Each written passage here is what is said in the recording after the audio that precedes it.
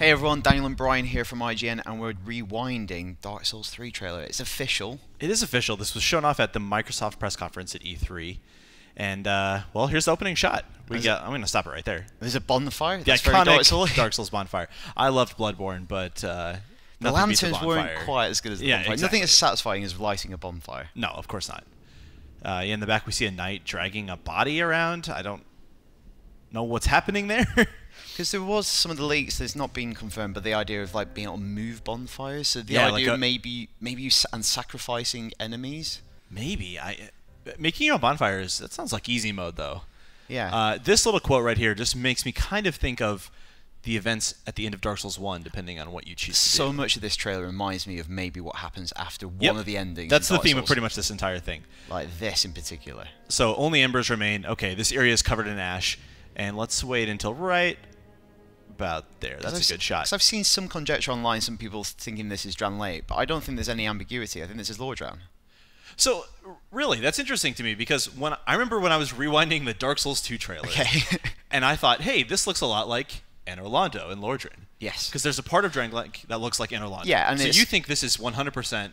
Oh, I can't say 100%, but it's the architecture is based on the old Duomo in Italy, and I think it's Lordran just because of the aqueduct and just kind of the surrounding. Oh, and I didn't notice that. And maybe the use of sunlight as well has more thematic importance for Anor Londo. Look at that. Look at you and your like art criticism. That's really good. No, I didn't even think of that. That's totally the aqueduct, like right by Firelink Shrine. So this is world like just blanketed in ash, which obviously reminds us of the Kiln of the First Flame, which is the final area that you unlock in Dark Souls. Right, yeah, it's where the final boss is. You can choose to light the fire or leave. These characters, a good friend pointed out, Eric Sapp, they kind of look like the witches of Hemwick from Bloodborne. Yes, very much that. That's what I thought of as well. Yep. They look like they're on some sort of journey. Maybe they're carrying their possessions to this awful, disgusting ashen land. It should also say there's a couple of other Bloodborne-esque elements in this, and it is directed by Miyazaki, whose last game was Bloodborne. He didn't do Dark Souls 2.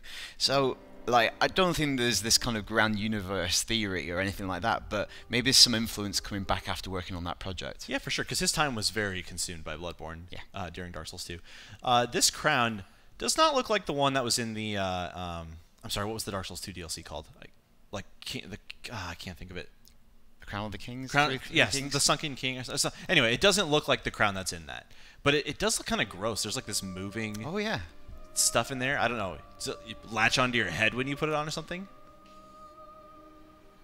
Well, if you look there, that is, again, I think that's really Bloodborne-esque. Because, look, she's not putting it... Just leave it there. She's not putting it on her head. She's occluding her eyes with it. That is pretty good. Which is very Bloodborne. The music here is very Bloodborne. So yeah, what is the she music, peering there's also into? a bell tone later. Yeah. That's like straight out of Bloodborne. The one thing, I don't know if it's meant to happen or if it's just some weird thing I'm noting, but it kind of looks like a crescent moon there. Okay, I might just be like destroying part of the environment there, but it looks kind of neat. Let's move forward here. Yeah, she puts it on. She covers her eyes. You're right. It's not in the crown, in the crown position. Yeah.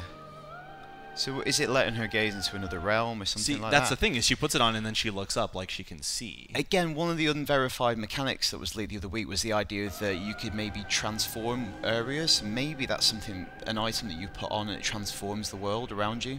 Oh, that'd be interesting. Like in Bloodborne. Like Insight. Yeah, I was just going to say that. Like Insight changes what you can see. That'd be kind of cool. Can you just go back a bit? Would you think...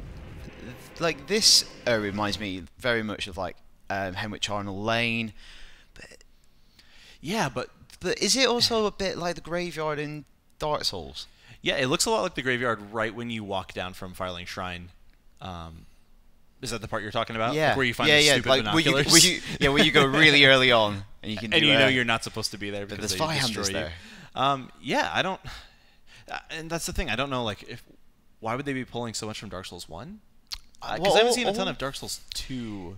No, because Dark Souls 2 is kind of a bit of the anomaly, because everyone thought it was going to have these hard connections, it doesn't. Why I think might be more connected to Dark Souls is because Miyazaki's returning. That's what I was going to guess too, and I like Dark Souls 2. I did not like it as much as Dark Souls 1, but if this really is the last one, which they said it is in their press release, maybe it's like, hey, we're going to hit it hard like Dark Souls 1. We're going to go back and things we liked about that game, things we didn't get to finish, things we want to continue, we're going to talk about them here.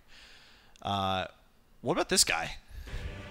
So where is he emerging from? I don't know. Is he like this long dormant giant emerging from the ground, from a grave, perhaps? Maybe he's not very dirty. He wasn't buried. Ah. I don't know. He looks like sort of a weird mishmash of different armors too. He looks like a character you might make. He has like ember gloves. It almost kind of looks like the Artorias armor on the chest. Yeah. He has this weird, He's face. He's glowing with like inner fire as well. And he It's tough to her as well. It's almost a slightly beastly. Yeah, I'm not sure what's going on. And then his face, just that big gaping hole, kind of looks like, I think it's the first boss of Dark Souls 2. Yeah, the like the tree giant. Yeah, the tree giant guy.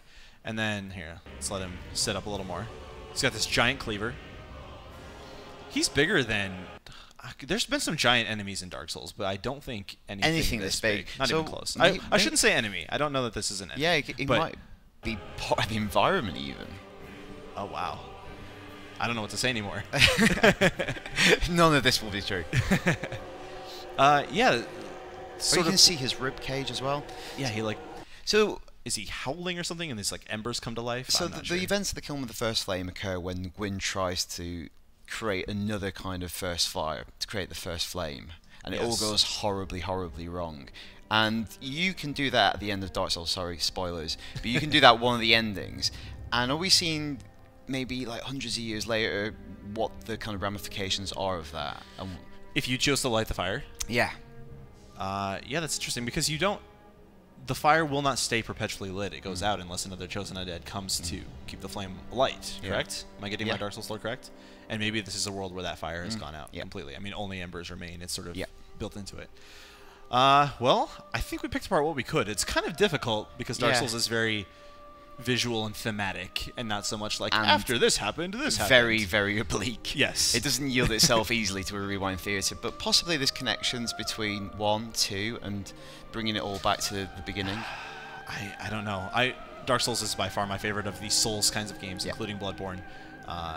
But this trailer doesn't tell us a whole lot, but I don't care. I'm super excited. Miyazaki's at the helm. Miyazaki's back, and in Miyazaki I trust. And yeah, so that's Dark Souls 3. For more on it until it's released in next year, stay right here on IGN.